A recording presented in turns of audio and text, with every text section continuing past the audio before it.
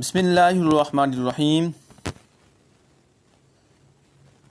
القادر قرآن academy کے ناظرین، رب کریم ارشاد فرماتی ہیں، یا ایھا الذین آمنوا اجتنبوا کثیرا من الظن ان بعض الظن اثم ولا تجسسوا۔ صدق اللہ العلی العظیم و صدق رسولہ النبی الکریم الامین۔ رب کریم ارشاد فرماتے ہیں، بعض گمان گناہ ہوتے ہیں، اور حدیث پاک میں آتا ہے کہ مومن کے بارے میں اچھا گمان کرنا چاہیے۔ آئیے اس واقعے کی طرف چلتے ہیں، پھر آپ کو پتہ چلے گا کہ بعض گمان بھی گناہ ہوتے ہیں۔ ہم لوگوں کے بظاہراً دیکھ کر ہم فتویٰ لگاتے ہیں، اس کی عزت کو داغدار کرتے ہیں، حقیقت حال ہم نہیں جانتے ہوتے، اور لوگوں پر برائی کے داغ اور دھبے لگا دیتے ہیں۔ لہٰذا اس واقعے کو سنیے اور پھر اپنے انصاف خود کیجیے۔ ترکی کے خلیفہ سلطان مراد کی عادت تھی کہ وہ بھیس بدل کر عوام کی خبر گیری کرتا تھا۔ اس نے ایک رات اپنے سیکورٹی گارڈ انچارج کو کہا کہ چلو کچھ وقت لوگوں میں گزارتے ہیں۔ شہر کے ایک کنارے پر پہنچے تو دیکھا ایک آدمی گرا پڑا ہے۔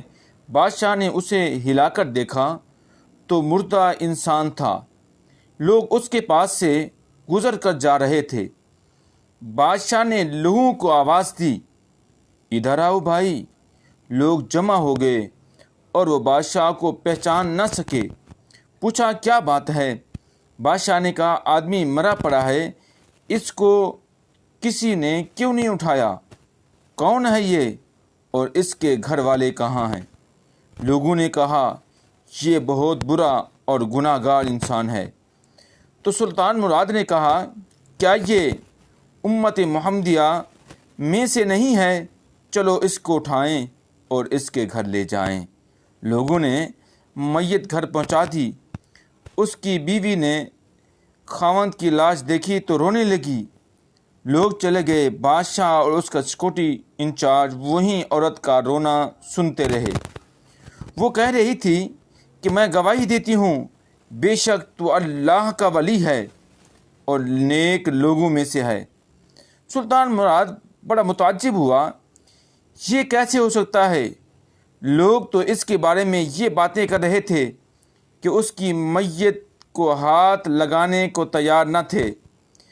اس کی بیوی نے کہا مجھے بھی لوگوں سے یہی توقع تھی۔ اصل حقیقت یہ ہے کہ میرا خاوند ہر روز شراب خانے جاتا، جتنی ہو سکے شراب خریدتا اور گھر لا کر گھڑے میں بہا دیتا اور کہتا چلو کچھ تو گناہوں کا بوجھ مسلمانوں سے ہلکا ہو۔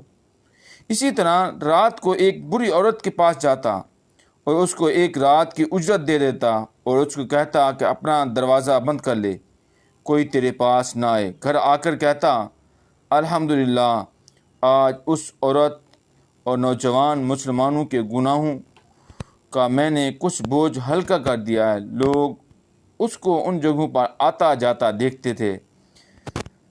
میں اسے کہتی تھی کہ یاد رکھ، جس دن تو مر گیا لوگوں نے تجھے غسل دینا ہے، نہ تیری نماز پڑھنی ہے اور نہ تجھے دفنانا ہے۔